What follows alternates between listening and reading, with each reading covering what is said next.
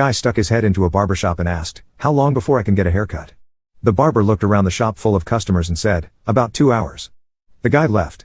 A few days later, the same guy stuck his head in the door and asked, "How long before I can get a haircut?"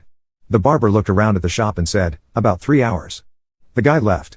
A week later, the same guy stuck his head in the shop and asked, "How long before I can get a haircut?" The barber looked around the shop and said, "About an hour and a half." The guy left.